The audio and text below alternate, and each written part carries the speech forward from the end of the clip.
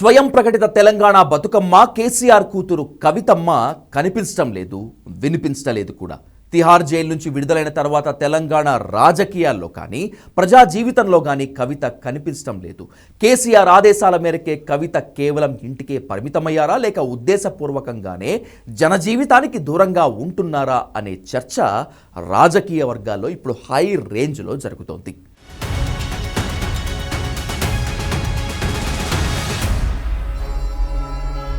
Delhi liquor స్కామ్లో 5 నెలలకు పైగా తిహార్ జైల్లో రిమాండ్ ఖైదీగా ఉన్న కేసీఆర్ కూతురు కవిత ఈ ఏడాది ఆగస్టు 28న బెయిల్పై విడుదలయ్యారు. అందుకోసం తెర వెనుక చాలా కసరత్తు జరిగిందని పొలిటికల్ టాక్. జైలు నుంచి బయటకు వచ్చిన రోజు కవిత చేసిన ప్రతిజ్ఞలు, ఇచ్చిన వార్నింగ్లు, బిగించిన పిడికిళ్లు చూస్తే సగటు బీఆర్ఎస్ కార్యకర్తలు అందరికీ రోమాలు నిక్కబొడిచాయి. ఇక తెలంగాణ అంతా అగ్గిపుడుతుందని, రాజకీయ ప్రత్యర్థుల మొత్తం మట్టి కరుస్తారని, కాంగ్రెస్ బీజేపీ నేతలని కవితమ్మ వెంటాడి వేటాడుతుందని టీఆర్ఎస్ క్యాడర్ మొత్తం ఆశించింది. అయితే జైలు నుంచి రిలీజ్ కాగానే తండ్రి కేసీఆర్ను కలిసిన కవితకు బీఆర్ఎస్ అధినేత స్ట్రాంగ్ వార్నింగ్ ఇచ్చారు. కొంతకాలం పాటు నోరు విప్పొద్దని, అనవసరంగా అతి ప్రేలాపనలు పేలవద్దని గట్టిగానే ఘాటుగానే చెప్పారు. దీనికి ప్రధాన కారణం కవిత అరెస్ట్ బీఆర్ఎస్ కి ఏ రకంగానూ కలిసి రాలేదు. లోక్సభ ఎన్నికల్లో సానుభూతి వర్కౌట్ కాలేదు, ఒక ఓట్ అదనంగా రాలలేదు. అంటే కవితపై, కేసీఆర్ కుటుంబంపై తెలంగాణ సమాజం ఏ స్థాయిలో ఆగ్రహంగా ఉందో లోక్సభ ఎన్నికలే సాక్ష్యం.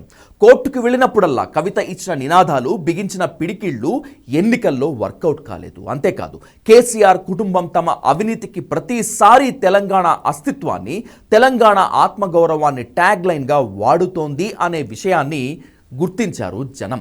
ఈ విషయాన్ని కేసీఆర్ కూడా గుర్తించారు. తాము చేసిన ప్రతి పనికి మాలిన పనికి తెలంగాణ నినాదాన్ని తగిలిస్తే జనం సహించరనే విషయాన్ని బాగా అవగాహన చేసుకున్నారు. అందుకే కవితను నోరు మూసుకొని ఉండాలని, ఇంట్లోనే ఉండి తీరాలని కరాఖండిగా చెప్పేశారు. తన వద్దకు కూడా రావద్దంటూ, తనని కలవద్దంటూ నిర్మోహమాటంగా క్లియర్ కట్గా చెప్పేశారు కేసీఆర్. జైలు నుంచి రిలీజ్ అయిన తర్వాత కేసీఆర్ను కలిసిన నాటి నుంచి ఈ రోజు వరకు ఆయన్ని మళ్లీ కలవలేదు కవిత.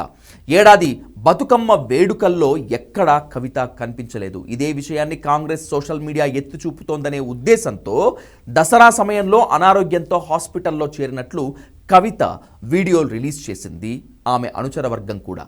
అలాగే ఇటీవల ప్రభుత్వ కులగణన ఇంటికి వచ్చినప్పుడు వాళ్ళకి దర్శనమిచ్చింది కవిత.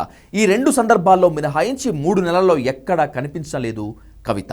బీఆర్ఎస్ తరపున అన్ని వ్యవహారాల్లో కేటీఆర్ ముందుండి మాట్లాడుతున్నారు. తన ఉనికిని నిలుపుకోవడానికి, కాపాడుకోవడానికి హరీష్ రావు కూడా ఏదో ఒక సందర్భంలో కల్పించుకొని మరీ మాట్లాడుతూనే ఉన్నారు. కానీ కవిత మాత్రం ఎక్కడా కనిపించడం లేదు, వినిపించడం లేదు.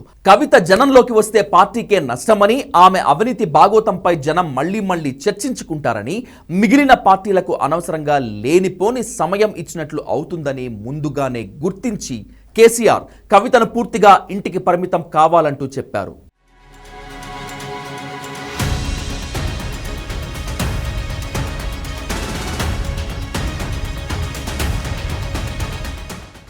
కవిత కూడా తండ్రి మాటలను తూచా తప్పకుండా పాటిస్తోంది.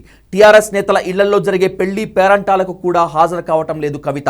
మరోవైపు ఫార్ములా ఈ రేస్ నిధులు దుర్వినియోగం కేసులో కేటీఆర్ రేపో మాపో అరెస్ట్ అయ్యే పరిస్థితి ఉంది. ఇలాంటి క్లిష్ట పరిస్థితుల్లో కూడా కవిత ఎక్కడా నోరు విప్పటం లేదు, మీడియాకి కనిపించడం లేదు.